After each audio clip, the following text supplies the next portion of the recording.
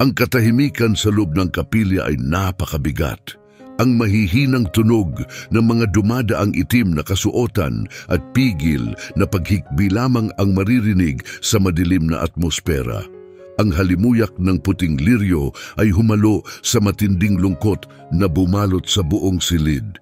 Naroon ang lahat upang bigyang pugay ang isang bayaning pumanaw. Sa ilalim ng makukulay na sinag ng stained glass na hinayaan ng umagang liwanag na dumaan, isang kabaong nayari sa madilim na kahoy ang nakapuwesto sa gitna ng pasilyo. Nakatiklop sa ibabaw nito ang isang watawat, sumisimbolo ng paglilingkod at sakripisyo. Ngunit para sa mga nakakakilala kay Nathan Fielder, ang eksenang ito ay tila hindi patas. Nalampasan niya ang mga pagsabog, nakaligtas sa mga pananambang at tiniis ang malamig na gabi sa disyerto, ngunit ngayon, tahimik siyang nakahimlay nang hindi man lang nagkaroon ng pagkakataong magpaalam. Nakatayo ng matikas ang kanyang mga kasamang sundalo, hindi nagpapakita ng kahinaan, subalit sa kanilang mga mata ay makikita ang hinagpis. Sa unang hilera ng mga upuan, isang babae ang mahigpit na nakahawak sa isang basang panyo gamit ang nanginginig na mga kamay. Si Charlotte, ang kapatid ni Nathan, ay larawan ng pagluluksa, ngunit walang sinuman sa silid ang nakaramdam ng sakit na tulad ng nararamdaman ni Thor. Sa may pintuan ng kapilya, hawak ng isang pulis ang tali ng German Shepherd K9. Mabilis ang paghinga ni Thor, halatang balisa at nalilito. Inamoy niya ang hangin, tiningnan ang paligid, tila may hinahanap. Hanggang sa dumapo ang kanyang tingin sa kabaong, biglang nanigas ang kanyang katawan, tumayo ang kanyang mga tainga at nagtuon ng pansin sa lugar kung saan nakahimlay si Nathan. Pagkatapos, sa isang iglap, hinila niya ang kanyang tali at nakawala. Umalingaw-ngaw ang tunog ng kanyang matatalas na kuko sa makinis na sahig habang mabilis siyang tumakbo patungo sa harapan. Bago pa siya mahadlangan, tumalon siya. Napuno ng paghugot ng hininga ang buong kapilya nang si Thor ay bumagsak sa ibabaw ng kabaong. Bahagyang gumalaw ang watawat na para bang si Nathan mismo ang kumilos. Pumuwesto si Thor sa tabi ng kanyang amo. Mabilis ang paggalaw ng kanyang ilong, umaasang makakahanap ng kahit anong senyales. Isang mahina pero punong-puno ng lungkot na ungol ang kumawala mula sa kanya. Inilapat niya ang kanyang ulo sa balikat ni Nathan at ipinikit ang kanyang mga mata. Sa sandaling iyon, isang malalim at nakabibinging katahimikan ang bumalot sa kapilya. Walang ni isang tuyong mata ang naiwan sa loob ng silid. Ngunit ito ay simula pa lamang. Kung naantig ka sa kwentong ito, tulungan mo akong maabot ang 100,000 subscribers. Pindutin ang like button at mag-subscribe para maging bahagi ng ating paglalakbay. Nababalot ng matinding katahimikan ang kapilya, isang katahimikang tila nagpapabigat sa bawat paghinga. Nakasandal si Thor sa walang buhay na katawan ni Nathan. Ang ulo niya ay nakapatong sa balikat ng sundalo, para bang sinusubukan siyang gisingin. Nanginginig ng bahagya ang kanyang katawan, habang nakikinig sa may hinang hikbi ng mga taong nagluluksa. Sanay siya sa giyera, panganib at utos, ngunit hindi siya kailanman naturuan kung paano tanggapin ang pagkawala ng kanyang pinakamamahal na kasama. Isang mahina ngunit masakit na hikbi ang pumunit sa katahimikan. Si Charlotte, ang kapatid ni Nathan, ay mahigpit na nakakapit sa gilid ng upuan na tila ito na lang ang tanging pumipigil sa kanyang pagbagsak. Maputla ang kanyang mukha, namamaga ang kanyang mga mata dahil sa walang humpay na pag-iyak. Sa paligid niya, nakaupo ang hanay ng mga sundalong nananatiling matikas. Ang kanilang mga uniforme ay maayos. Ang kanilang mga kamay ay mahigpit na magkahawak. Kasama nila si Nathan sa labanan. Nasaksihan nila ang kanyang tapang, ang kanyang mga pagsubok, at ang kanyang paulit-ulit na pagbabalik mula sa bingit ng kamatayan. Ngunit wala silang anumang paghahanda para sa eksenang nasa harapan nila ngayon. Si Thor, mahigpit na nakakapit kay Nathan, ayaw siyang iwan. Dahan-dahang lumapit ang isang opisyal, inabot ang kwelyo ni Thor, sinisikap siyang hilahin palayo. Ngunit isang mababang ungol ang lumabas mula kay Thor, hindi dahil sa galit, kundi dahil sa matinding pangangailangang manatili sa tabi ni Nathan. Binaon niya ang kanyang mga kuko sa uniforme ng sundalo, parang sinasabi na hindi pa siya handang lumayo. Tumigil ang opisyal, tiningnan si Thor, at pagkatapos ay dahan-dahang iniurong ang kanyang kamay. Hindi niya nagawang paghiwalayin silang dalawa. Hayaan niyo siya, mahinang bulong ni Chaplain Martin. Ang kanyang tinig ay banayad ngunit may bigat ng hindi maipaliwanag na katotohanan. Nagdadalamhati siya tulad nating lahat. Pinunasan ni Charlotte ang kanyang mga luha gamit ang nanginginig na mga daliri. Ang kanyang tinig, halos isang mahina at basag na bulong, ay nagdadala ng isang masakit na katotohanan. Hindi niya naiintindihan, iniisip niyang babalik pa si Nathan. Nanatili sa hangin ang kanyang mga salita, mabigat at masakit. Mahinang umungol si Thor, tinutulak ang braso ni Nathan gamit ang kanyang ilong, gaya ng ginagawa niya noon sa maraming digmaan tuwing kailangan niyang gisingin ang kanyang handler. Isa itong pamilyar na senyas, bumangon ka, sundalo, ngunit walang tugon. Biglang nagbago ang kilos ni Thor. Nanigas ang kanyang katawan, tumayo ang kanyang mga tainga, at ang kanyang paghinga ay naging mababaw.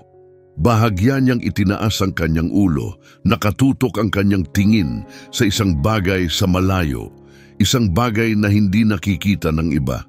Dumaan ang isang malamig na simoy sa loob ng kapilya at nagdulot ito ng kilabot na pumaitaas sa batok ni Charlotte.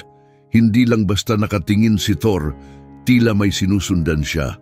Napalunok si Charlotte, pinigilan ng kaba sa kanyang lalamunan at tumingin kay Chaplain Martin bago bumaling muli kay Thor. Mahina niyang tinanong, "Ano yon, boy?" Ngunit hindi siya pinansin ni Thor. Nanatili siyang matigas ang tindig, hindi gumagalaw. Ang kanyang madilim na mga mata ay nakatutok pa rin sa hindi nakikitang bagay. Ang kapilya ay tila lalong lumamig, lumalim ang bigat ng katahimikan. Ang lungkot sa paligid ay tila hinaluan ng isang hindi maipaliwanag na pakiramdam, isang bagay na hindi pangkaraniwan. Pinunasan ni Charlotte ang kanyang basa pang pisngi at muling sinubukang tingnan kung ano ang tinitingnan ni Thor, ngunit walang iba kundi ang kabaong, ang watawat at ang mahinang pagkisap ng kandila. Bumilis ang tibok ng kanyang puso. Nakita niyang nagkatinginan ang ilang sundalo sa paligid, may halong pagtataka at pag-aalala sa kanilang mga mukha. Kakaiba ang ikinikilos ni Thor. Sanay siya sa disiplina at eksaktong kilos, hindi siya basta-basta nagkikilos ng ganito kung walang dahilan. Sa wakas, isang basag at bahagyang nanginginig na tinig ang bumasag sa katahimikan. "Anong tinitingnan niya?"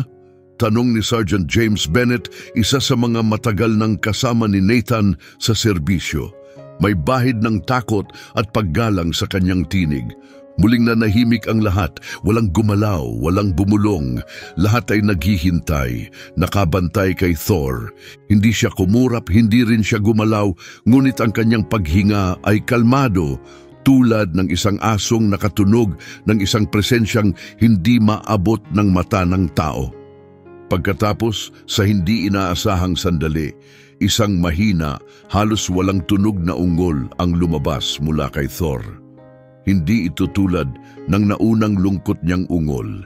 Ito ay iba, tila isang tanong, isang mahinang pagtuklas, bahagyang kumilos ang kanyang buntot. Itinaas niya ng kaunti ang kanyang ulo, ang kanyang mga tainga ay bahagyang gumalaw na parang nakikinig sa isang tunog na hindi maririnig ng sino man sa silid. At pagkatapos, dahan-dahan, tila unti-unting bumalik ang kanyang katawan sa normal.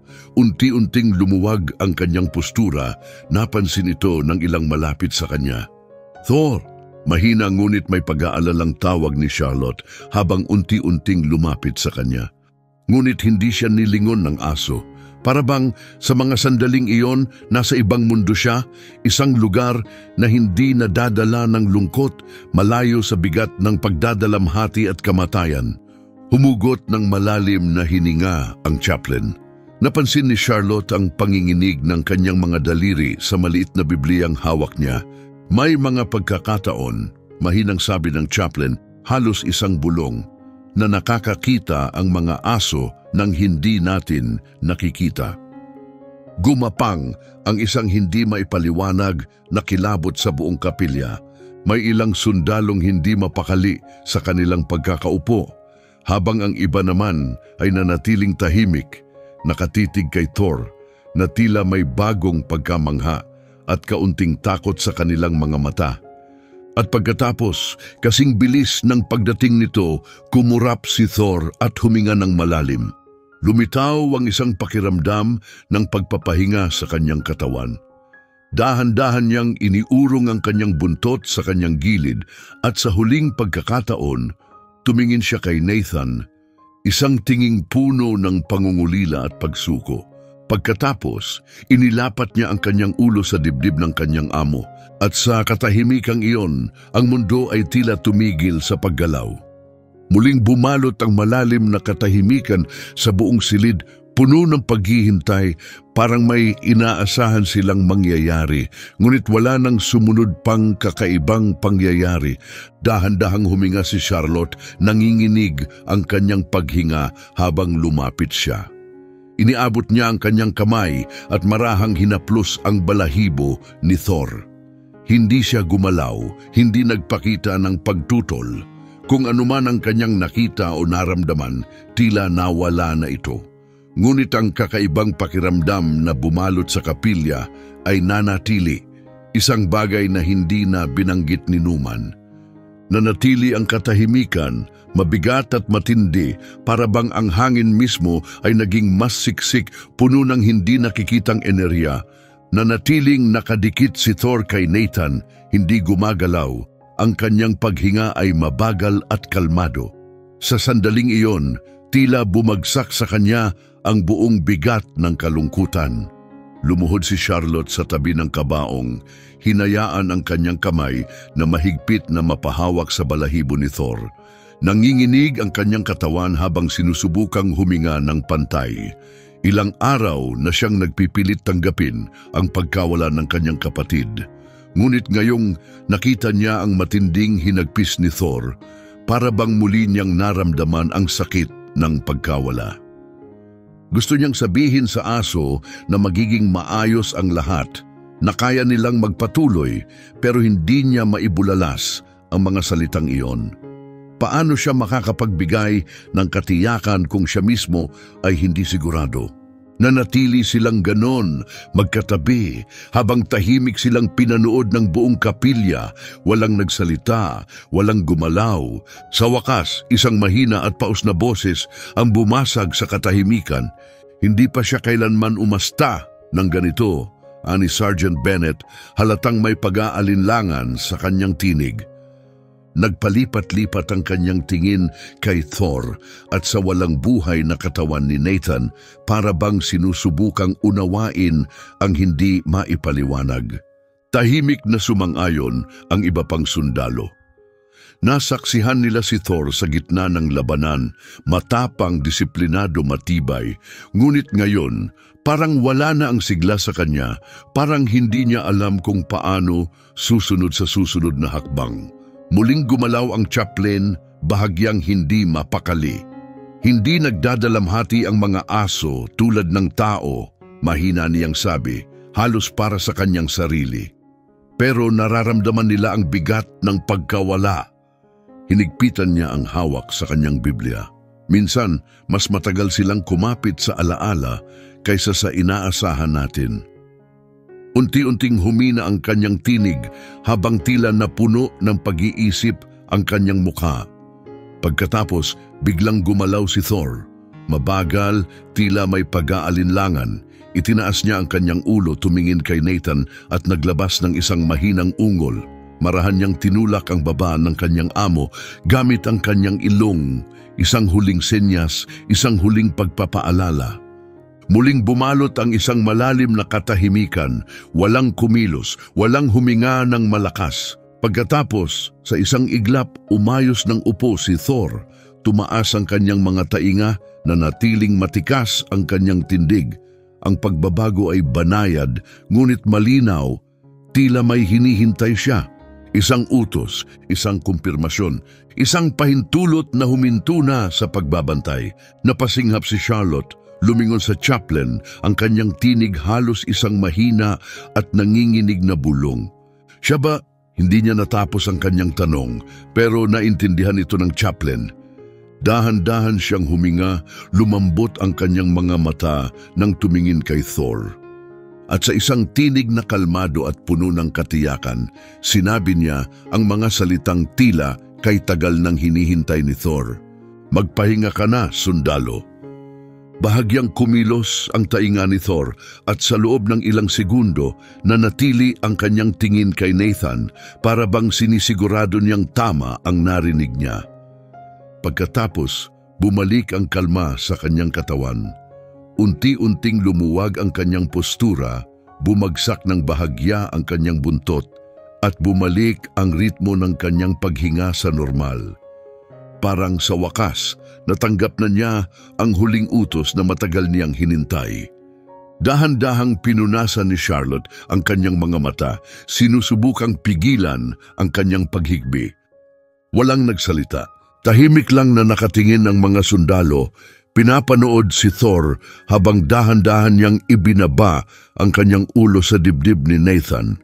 Sa pagkakataong ito, hindi para gisingin siya, kundi bilang isang huling pamamaalam. Napakabigat ng atmosfera sa loob ng kapilya, parang pinapasan ito ng bawat isa. Hindi lang ito simpleng lungkot o pagdadalamhati, ito ay isang malalim na katahimikan. Isang paghinto bago ang huling pamamaalam. Para bang pati ang oras ay tumigil, nagbibigay galang sa sandaling ito. Si Thor, na kanina ay puno ng tensyon at pag-aalangan, ngayon ay nakahiga ng payapa, ang kanyang ulo ay nakapatong sa dibdib ni Nathan. Bagaman tahimik na ang kanyang katawan, nanatiling gising ang kanyang mga mata, nagmamasid, nagbabantay. Nanatili si Charlotte sa tabi ng kabaong, ang kanyang mga daliri ay mahigpit na nakahawak sa balahibo ni Thor. Tumigil na ang kanyang pagluha, hindi dahil sa nawala na ang kanyang lungkot, kundi dahil naubos na ang kanyang luha. Buong buhay niya, naniwala siyang ang kamatayan ay isang katapusan, isang walang balikan. Ngunit ngayong nasaksihan niya ang matibay na katapatan ni Thor, nagsimula siyang magtanong, totoo bang natatapos ang lahat sa kamatayan? O baka naman, ang tunay at wagas na pagmamahal ay hindi basta naglalaho. Marahil, ito ay patuloy na umiiral, lumalaban sa kawalan. Ilang hakbang ang layo, bumuntong hininga ng malalim si Sersyento Bennett. Nasaksihan na niya ang mga sundalong bumagsak sa digmaan, ang mga taong nilamon ng kalungkutan, ngunit hindi pa siya nakakita ng ganitong eksena, isang tahasang pagpapakita ng tunay at walang kapantay na damdamin. Nanikip ang kanyang lalamunan habang lumapit siya, marahang inilagay ang kanyang kamay sa likod ni Thor. Hindi gumalaw ang aso, na natiling kalmado, ang kanyang paghinga ay malalim at mabagal. Para bang nilalasap niya ang bawat segundo na kapiling pa niya si Nathan. Nagsalita ang chaplain, mahinahon, ngunit halatang hirap sa bigat ng sandali.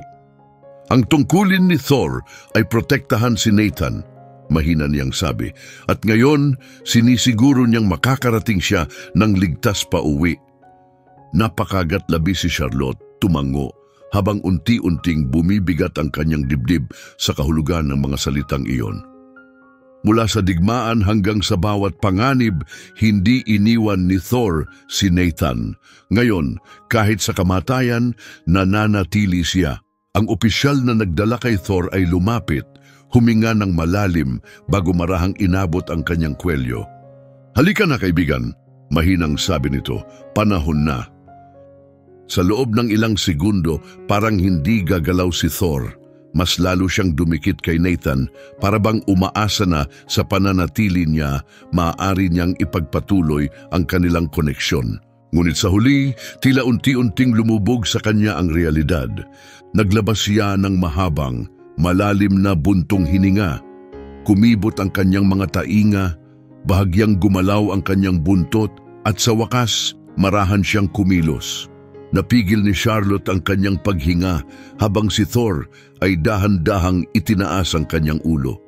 Isang huling sulyap sa mukha ni Nathan, parang inukit sa kanyang alaala ang bawat detalye. Pagkatapos, marahan niyang tinulak ng kanyang ilong ang dibdib ni Nathan sa huling pagkakataon.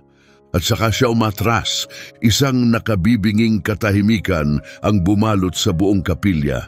Tahimik na umayos ng upo ang mga sundalo, parang isang hindi binigkas na saludo sa kanilang kasamang pumanaw at sa kanyang matapat na tagapagbantay. Inilapat ni Charlotte ang nanginginig niyang kamay sa kanyang bibig, pilit pinipigilan ang muling paghikbi. Tahimik na yumuko ang chaplain. Ang kanyang mga labi gumagalaw sa isang di marinig na panalangin. Pumuwesto si Thor sa paanan ng kabaong, nakatayo ng matikas, marangal. Ngunit may isang pagbabagong dumaan sa kanyang tindig. Hindi na siya naghihintay, hindi na siya naghahanap. Nandoon siya hindi upang maghintay sa pagbabalik ni Nathan, kundi upang bigyan siya ng huling parangal. At sa wakas, dumating ang sandaling kinatatakutan ng lahat, ang pagsisimula ng libing. Ngunit iniwan ni Thor sa kanila ang isang bagay na hindi nila malilimutan, isang paalala na ang tunay na pagmamahal ay hindi natatapos sa buhay lamang. Naniniwala ka bang ang koneksyon sa pagitan ng tao at ng kanilang mga alaga ay lampas sa hangganan ng buhay? Ibahagi ang iyong opinyon sa mga komento sa ibaba. Habang dahan-dahang bumukas ang mga pintuan ng kapilya, isang malamig na hangin ang dumaloy sa loob ng silid, nagpapadala ng kilabot sa lahat ng naroroon. Ngunit wala ni isa ang gumalaw. Dumating na ang oras. Malapit nang magsimula ang libing at sa loob ng ilang sandali, ililibing na si Sergeant Nathan Fielder. Umayos ng upo si Charlotte, pinunasan ng huling luha mula sa kanyang pisngi. Maraming naging papel ang kanyang kapatid, isang sundalo, isang tagapagtanggol, isang pinagkakatiwalaan. Ngunit para sa kanya si Nathan ay hindi lamang isa sa marami. Siya ay hindi mapapalitan. Masakit, parang may matalim na bumabaon sa kanyang puso. Ngunit nang tumingin siya kay Thor, nakaupo sa paanan ng kabaong na parang isang bantay, nakahanap siya ng lakas para huminga. Si Thor ay hindi lang kasama ni Nathan sa tungkulin, bahagi siya ng kanilang pamilya. At ngayon, nakikibahagi rin siya sa kanilang pagluluksa. Lumapit ang chaplain, tumikhim bago magsalita. Ang kanyang tinig ay matatag, ngunit halatang puno ng emosyon. Narito tayo ngayon upang bigyang pugay si Sergeant Nathan Fielder, anya, ang kanyang mga mata saglit na tumigil sa nakatiklop na watawat sa ibabaw ng kabaong. Hindi lang siya isang mahusay na sundalo, kundi isang taong may tapang, katapatan at walang kapantay na sakripisyo. Isinugal niya ang kanyang buhay hindi dahil sa tungkulin lamang, kundi dahil pinili niyang gawin ito. Tahimik at matikas ang mga sundalong naroroon, sinusunod ang disiplina ng kanilang hanay, ngunit hindi maitatanggi ang lungkot sa kanilang mga mata. May bahagyang kinang sa kanilang mga paningin, pinipigilang pumatak ang luha, matigas ang kanilang mga panga, pero sa kanilang ekspresyon, malinaw ang sakit ng pagkawala. Nakipaglaban sila sa tabi ni Nathan, nasaksihan nila ang kanyang tapang, at ngayon kailangan nilang harapin ang mas mahirap na laban, ang magpaalam sa kanya ng tuluyan. Pagkatapos, isang tunog ang pumuno sa kapilya, ang maingat na hakbang ng mabibigat na bota sa makinis na sahig. Ang honor guard ay lumapit, maayos at sabay-sabay ang kilos, puno ng respeto. Dinampot nila ang watawat mula sa kabaong at sinimulang tiklopin ito. bawat galaw ay maingat at formal. Ginawa na nila ito ng maraming beses noon pero ngayon iba ang pakiramdam. Si Nathan ay hindi lang isa pang sundalo na pinararangalan matapos ang kanyang pagkamatay. Siya ay isang kaibigan, isang kapatid sa armas, isang taong personal nilang ipinagluluksa.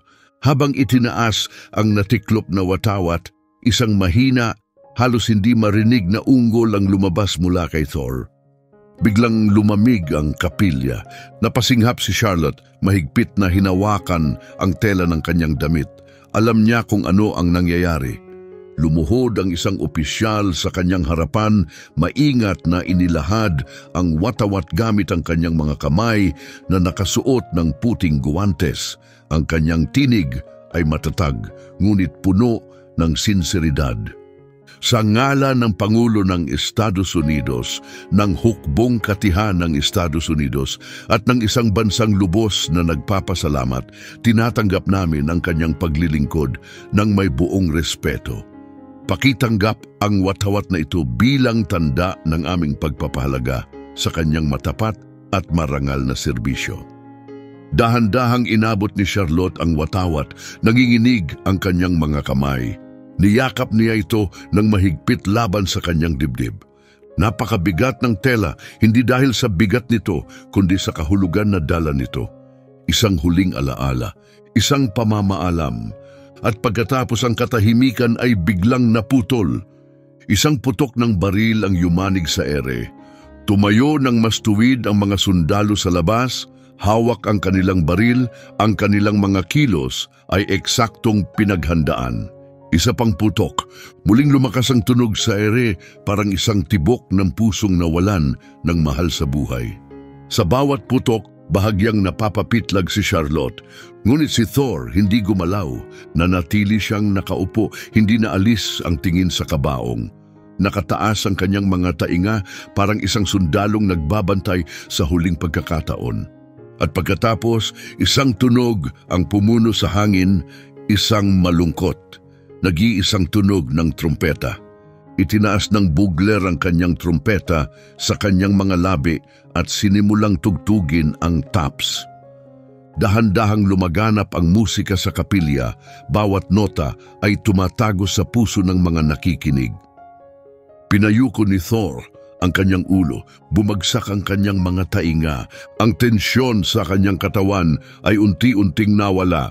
At habang tinatapos ng trumpeta ang huling nota, dahan-dahan itong naglaho sa katahimikan. Sa sandaling yon, nagulat ang lahat sa ginawa ni Thor.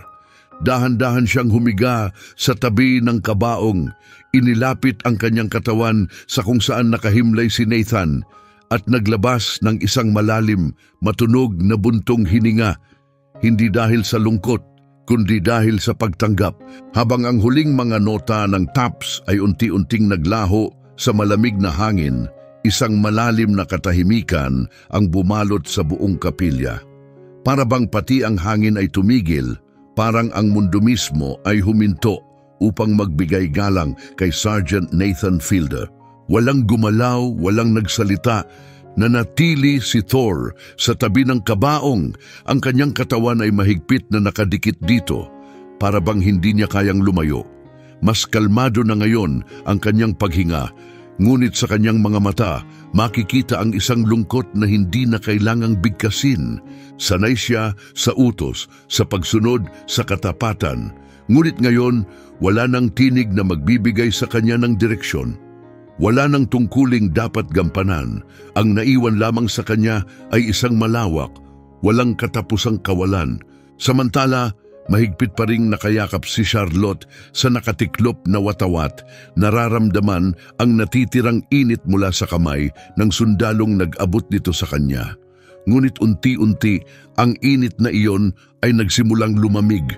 Dumaan ang kanyang mga daliri sa maingat na pagtiklop ng watawat, ang kanyang lalamunan ay naninikip sa bigat ng katotohanang nasa harapan niya. Si Nathan ay wala na talaga. Wala nang umaga kung saan siya tatawagan ng kanyang kapatid. Wala nang hindi inaasahang mensahe o liham mula sa malayo. Ang natitira na lamang ay ang watawat na ito, ang seremonyang ito at ang hindi maipaliwanag na puwang na iniwan ni Nathan sa kanyang buhay. Lumapit si Sergeant Bennett at sa unang pagkakataon may lungkot sa kanyang tinig. "Kailangan na nating ilabas si Thor," mahina niyang sabi, tumingin sa chaplain. Malapit nang matapos ang seremonya. Dahan-dahang iniangat ni Charlotte ang kanyang paningin kay Thor na hindi pa rin gumagalaw mula nang matapos ang taps. Maingat niyang inilapat ang kanyang kamay sa balahibo nito. Hinaplos ito ng marahan. "Thor," mahina niyang tawag, halos isang bulong lamang, ngunit hindi siya tinugon ng aso. Lumuhod si Bennett, sa tabi niya maingat at puno ng paggalang ang kanyang kilos. "Halika na kaibigan," mahinang bulong niya, "oras na para umalis." Sa wakas, gumalaw si Thor, ngunit hindi ito dahil sa pagsunod, kundi dahil alam niyang kailangan na niyang gawin ito. Dahan-dahan niyang itinaas ang kanyang ulo, bahagyang bumaliktad ang kanyang mga tainga, para bang may pinakikinggan siyang hindi marinig ng iba. Pagkatapos, isang huling haplos gamit ang kanyang ilong sa kabaong. At saka siya tumayo. Isang mahinang buntong hininga ang dumaan sa buong kapilya, ngunit bago pa man tuluyang makagalaw si Thor palayo, may ginawa siya na nagpatigil ng pintig ng puso ni Charlotte. Lumakad siya ng 3 mabagal na hakbang, pagkatapos ay huminto. Luminga siya pabalik, nakataas ang kanyang mga tainga at bahagyang kumawag ang kanyang buntot, parang may narinig siyang isang pamilyar na tawag. Napahinto si Charlotte, hindi makahinga. Nagkatinginan sina Bennett at ang chaplain, parehong nag-aalalang nakatingin kay Thor. Tahimik siyang nakatayo, ang kanyang malalalim na kayumangging mata ay nakatutok sa isang bagay na siya lamang ang nakakakita. At pagkatapos, kasing bilis ng pagdating ng sandaling iyon, ito ay nawala. Dahan-dahan niyang ibinaba ang kanyang ulo, tila tinatanggap na ang pamamaalam. Lumakad siya patungo sa pinto ng kapilya. Sa pagbukas ng mga pintuan, isang malamig na simoy ng hangin ang pumasok, tumatama sa balat ni Charlotte. Tahimik na lumabas si Thor, marahan ang kanyang mga hakbang, ang kanyang mga paa halos hindi gumagawa ng tunog sa makintab na sahig. At sa paglabas niya sa pintuan, isang kakaibang pakiramdam ang nanatili sa loob ng kapilya. Isang bagay na hindi nakikita, hindi maramdaman, ngunit naroroon. Isang presensyang tila nagpapaalala na ang pag-ibig at katapatan ay hindi natatapos kahit sa kamatayan. Mas mahigpit pang hinawakan ni Charlotte ang watawat, pinapanood si Thor habang huminto ito sa may labas ng kapilya. Tumingin siya pabalik, ngunit hindi sa kabaong, hindi rin sa mga tao sa loob. Nakatuon ang tingin niya sa isang bakanting espasyo malapit sa altar. Bahagyang gumalaw ang kanyang mga tainga at nanigas ang kanyang katawan.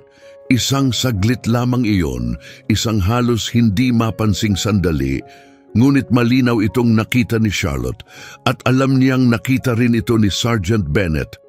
Mabilis itong huminga, pinaglipat-lipat ang tingin kay Thor at sa lugar na tila pinagmamasdan ng aso. "Nakita mo yun, di ba?" Mahina niyang bulong. Tahimik lamang na tumango si Charlotte, hindi makapagsalita. Matapos ang mahabang katahimikan mula nang tumugtog ang taps, nagsalita ang chaplain, mahinahon ngunit puno ng bigat at paggalang. "Minsan, anya, ang pag-ibig ay hindi basta lumilisan." Bumalik sa diwa ni Charlotte ang kanyang mga salita. Pinadalhan siya ng isang malamig na kilabot. Hindi siya kailanman naniwala sa mga espiritu o sa mga hindi maipaliwanag na bagay.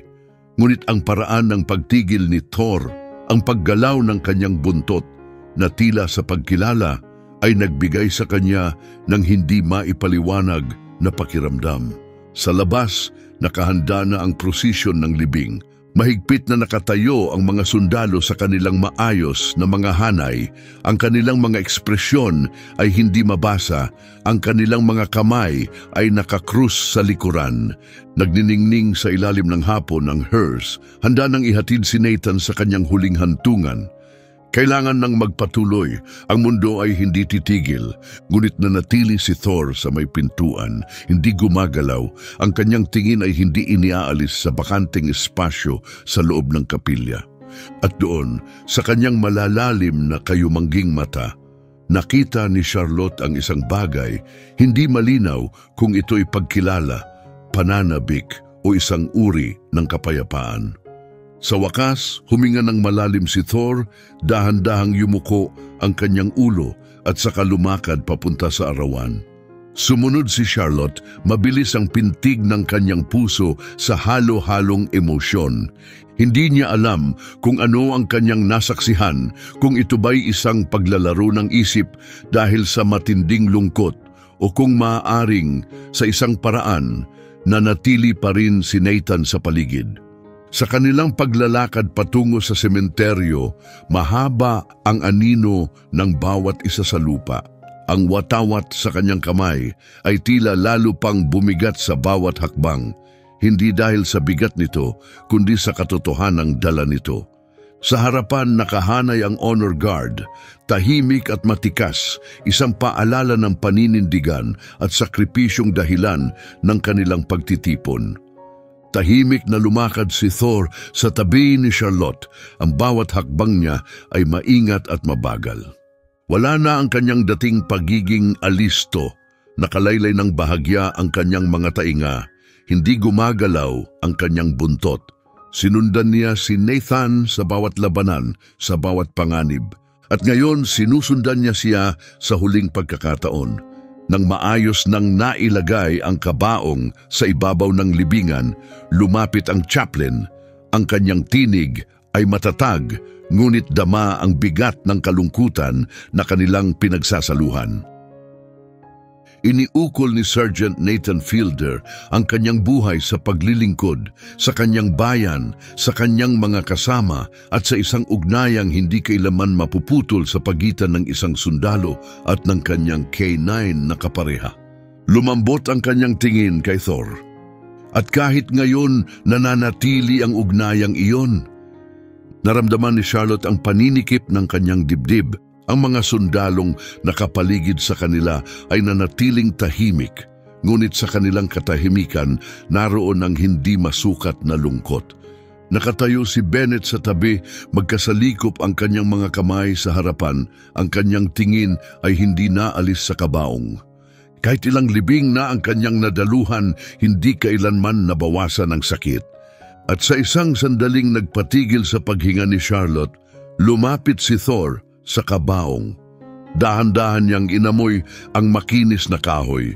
Hindi lang lungkot ang nakita sa kanyang mga mata, kundi isang bagay na mas malalim, pag-unawa. Huminga siya ng mabagal, saka itinaas ang kanyang katawan, tumindig ng matikas at marangal. Pagkatapos sa maingat at tiyak na kilos, itinaas niya ang isa niyang paa at dahan-dahang ipinatong ito sa kabaong. Muling bumalot ang katahimikan sa sementeryo. Ang mga sundalong kanina'y matikas at matatag, ngayon ay palihim na nagpahid ng kanilang mga mata. Mahigpit na pinagdikit ni Charlotte ang kanyang mga labi, pilit pinipigilan ang kanyang paghikbi.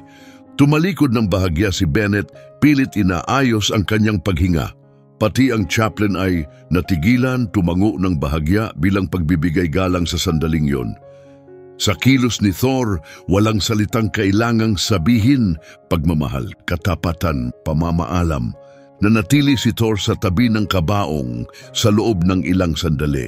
Hindi ito isang kilos ng desperasyon, kundi isang marangal na pagpupugay, isang huling tanda ng katapatan, isang huling tungkuling tinupad. Tahimik niyang ibinaba ang kanyang paa at umatras. Dahan-dahan siyang naupo sa paanan ni Charlotte, ang kanyang ulo ay nakataas, ang kanyang tindig ay matatag. Tapos na ang kanyang tungkulin, nasabi na niya ang kanyang pamamaalam. Inabot ni Charlotte ang kanyang kamay at marahang hinaplos ang balahibo ni Thor. Ang kanyang tinig ay mahina at puno ng lambing, halos isang bulong lamang. "Good boy." Lumakas ng bahagya ang ihip ng hangin, dumampi sa damuhan, tila may dalang tinig ng isang buhay na ipinaglingkod ng may karangalan. Sa sandaling iyon, naramdaman ni Charlotte ang isang mahinang init, isang pakiramdam ng presensya, parang may isang taong nakatayo sa tabi niya. Ngunit nang luminga siya, wala siyang nakita, wala kundi ang seremonyang natapos na, ang isang asong hindi lumulubay sa pagluluksa at ang mapait na katotohanang may mga ugnayang nananatili kahit sa pagkawala. Natapos ang libing, ibinigay na ng mga sundalo ang huling saludo. Ang watawat maingat na natiklop ay iniabot na may lubos na paggalang. Ang tunog ng mga bota sa sementeryo ay unti-unting lumayo kasabay ng pagdilim ng araw. Naiwan sina Charlotte, Thor at ang bigat ng isang pagtatapos na hindi nila kailanman kayang paghandaan. Nakatayo si Charlotte, hindi inaalis ang tingin sa sariwang lupa na ngayon ay pumapalibot sa kanyang kapatid. Tahimik ang mundo sa paligid niya, mas malamlam, mas hungkag.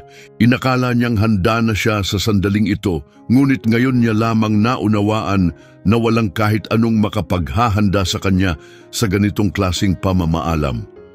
Sa tabi niya, nanatiling nakaupo si Thor. Hindi siya gumalaw. Ang kanyang mga mata ay nakatuon sa lapida, para bang naghihintay ng isang huling utos. Dahan-dahang lumuhod si Charlotte sa tabi niya, muling hinaplos ang kanyang balahibo, hinahanap ang kaunting aliw sa lambot nito. "Hindi na siya babalik, boy," mahina niyang sabi, nanginginig ang kanyang tinig. "Alam kong hindi mo naiintindihan, pero..." Hindi niya natapos ang pangungusap, natigilan siya sa bigat ng kanyang emosyon. Naunawaan ba niya talaga ng higit kay Thor? Naiintindihan ba talaga ng sinuman kung paano magpatuloy mula rito? Dahan-dahang huminga si Thor. Ang kanyang katawan ay unti-unting lumuwag. Naroroon pa rin ang lungkot, ngunit may isang pagbabago sa kanya. Hindi na siya naghahanap, hindi na siya naghihintay. Pinanghahawakan na lang niya ang alaala ng isang buhay na kanyang ibinahagi sa piling ng kanyang pinakamamahal na kasamang sundalo. Ipinikit ni Charlotte ang kanyang mga mata, hinayaan ang malamig na simoy ng hangin na dalhin ang kanyang mga iniisip. Muling bumalik sa kanya ang alaala ni Nathan, ang kanyang halakhak, ang kanyang katigasan ng ulo at ang pakiramdam ng seguridad na lagi niyang dala, kahit gaano pa sila kalayo sa isa't isa.